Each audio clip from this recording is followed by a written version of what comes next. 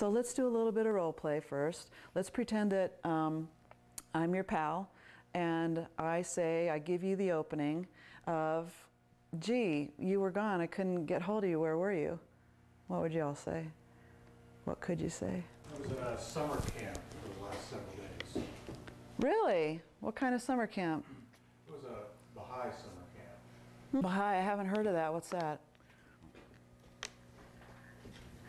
How many sentences did it take for us to now have a teaching opportunity? 3, right? So A, it works. It really works. And B, we need to be ready. So that's what today is going to be about. We're going to practice, having responses ready.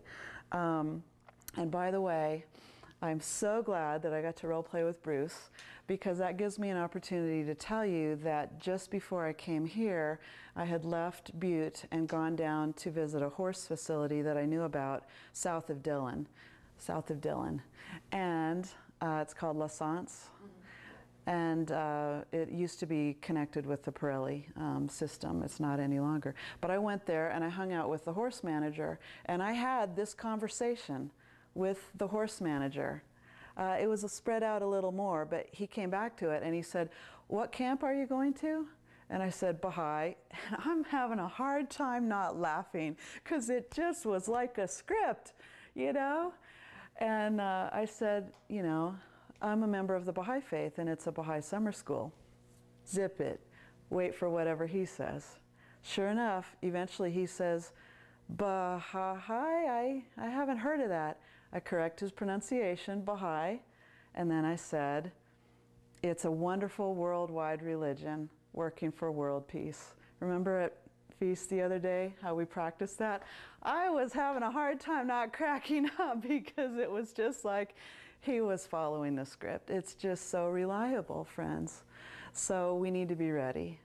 And then, so let me dig into a little bit of what my very brief, 1 breath or less. If we have to take a breath, we better analyze, can we stop there and let them have a turn? Because that's a conversation, is the back and forth. If I hold forth, and just keep on going, it's not a conversation, and it tends to turn them off. So we want to be brief. So here's my 1 breath or less description of the Baha'i faith. And you can use it if you like or not. All I have to do is remember, start out remembering one thing, wa. And I can even, if I'm really out of practice, I can say, well, and by then it's usually come back to me. It's a wonderful worldwide religion that's working for world peace. That's my description. All I have to do is remember one thing. What is it? Wa. Start out with wa. All those W's, okay? So you want to practice with me? It's a wonderful worldwide religion that's working for world peace. Use it or make your own. It doesn't matter. But I offer that to you because I've been refining this for a while, and I think it gets in everything I need to get in. And I try really hard to be smiling long about the time I say wonderful. Because if I'm down in the mouth and I'm bored with it and I don't act very interested, they're not going to be either. Does this make sense?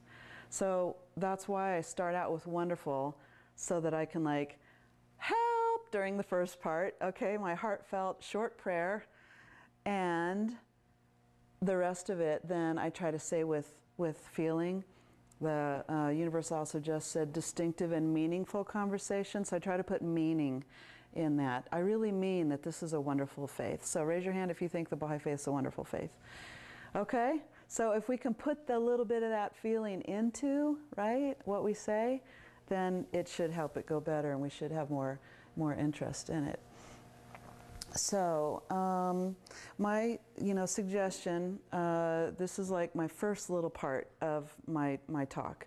This is based on my book, because I found my book works, and we need something that works to find seekers. We need something fun, we need something doable. So my suggestion is to get hold of the book.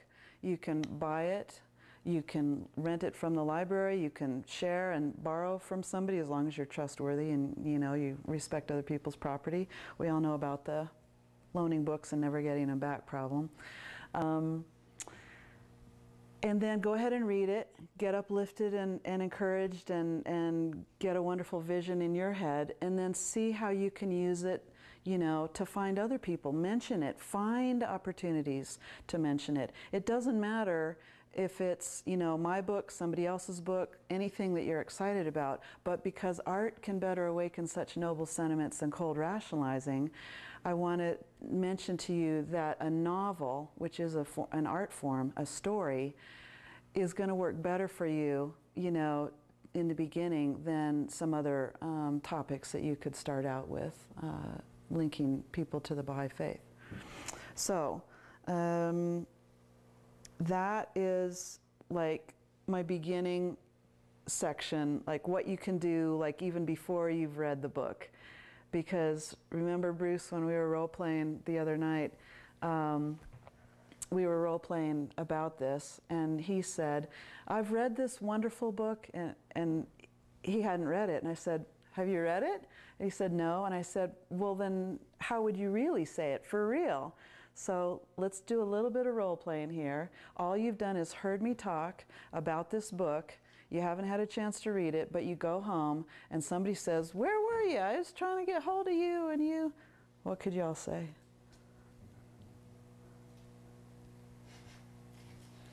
I was at Baha'i Summer School, and this author came in and talked to us about this book that she wrote about. Very cool. Yay, power clap. Awesome, excellent, perfect. So the wonderful thing is that you mentioned Baha'i right up, and then you talked about something you were interested in. It's important that we convey that there's something we're interested in, right? People don't want to like talk about something you're not interested in. So if you could even possibly say, it was really kind of neat because there was this author there and she had her book. And you could even just stop right there, because what are they going to say next? What's the book about? There you go, right?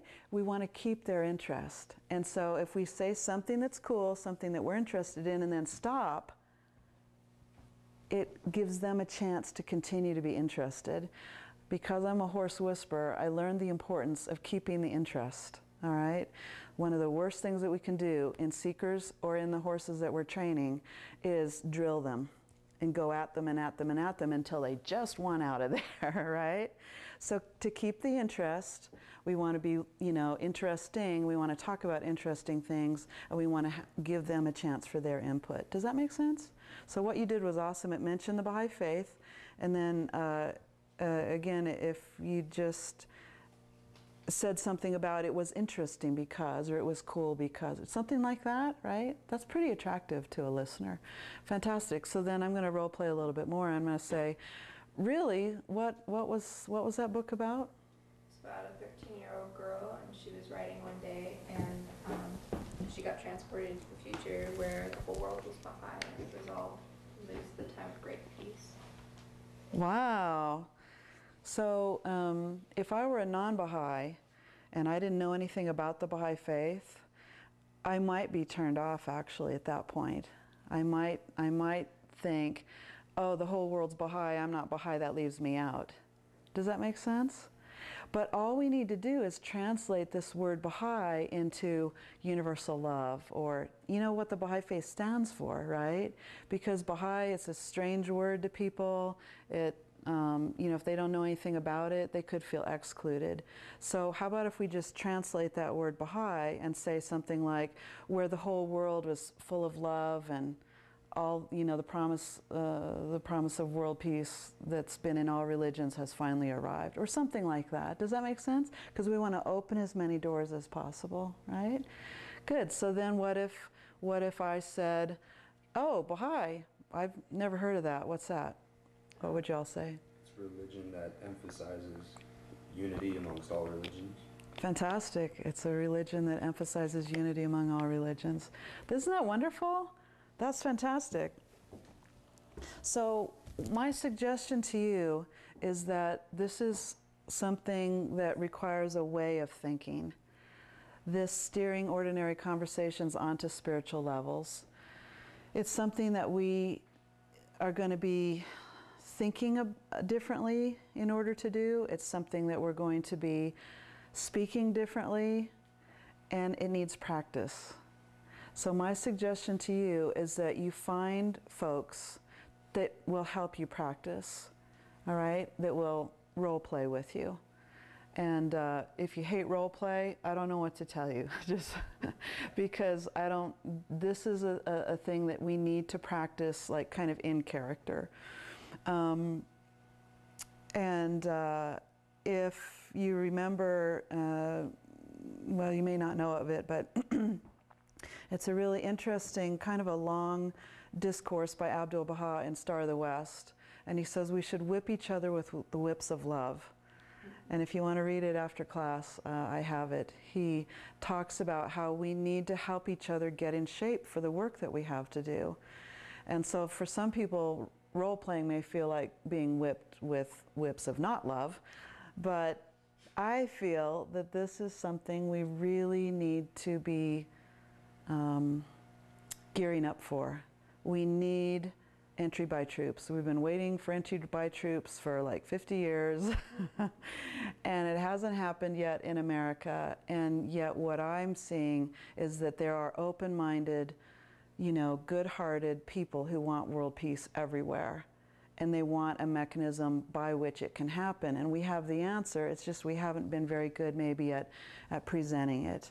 And so the other thing that I want to be doing eventually is doing a workshop on communication in general. Because wouldn't it be great if we had such high communication skills that we were really wonderful to be around, and our communities were so loving, and you just knew if you had a problem that you could go to somebody and they would know how to help you, and it would just be so, you know, such a fantastic community because of our communication skills.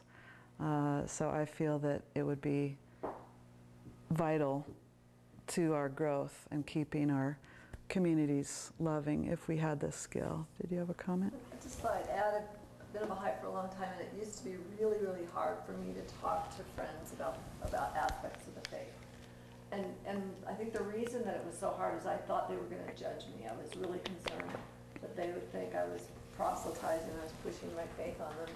And then at one point, and it was really out of one of the letters from the House of Justice about 15 years ago, where they really emphasized the inclusive nature of the faith, and that we shouldn't even call people non-Baha'is. We should treat everyone the way we would treat Baha'is. And it's like at that moment it sort of changed my way of thinking, and I just said, okay, if every friend that I have, every person that I meet, if I just pretended in my mind that they were a Baha'i, how would I talk to them?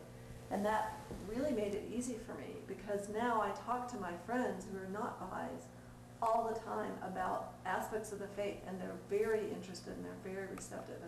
And years ago it never felt like people were receptive, and it was because I was too reticent to just from my heart tell them things that would be useful and helpful to them in their lives. And now it's just so easy, and so many people are interested now. I think there's a big change. My opinion is there's always been interested people. It's just like you said, we were standing in our own way. I'm glad that you said what you said, because how I think of what you said is that we Baha'is sometimes tend to have an inferiority complex, right? If even once we've been told that our faith is weird, it just puts a damper on stuff. It makes it really hard to risk that again. So what I have been encouraging the Baha'is to do is to just think about what attracted them, to think about what interests you, to think about the wonderful parts, you know, to you, and just hold that in mind, because that's not a bad thing, right? Those parts that interest you are probably going to interest other parts, other people. So if we, you know, have gotten, you know, criticized or name-called or something once or twice, we need to figure out a way to overcome that. We really do. And to not let that stop us from reaching other people. If we see the Baha'i faith as a wonderful worldwide religion that's working for world peace, or a nifty faith that believes in all other faiths, or whatever that definition is, come to really believe it. Work that up for yourself, practice it, use the mirror, right? Then it should come across with our sincerity and our, interest and all those other things that the writings say that we should speak with when we're talking about the Baha'i faith.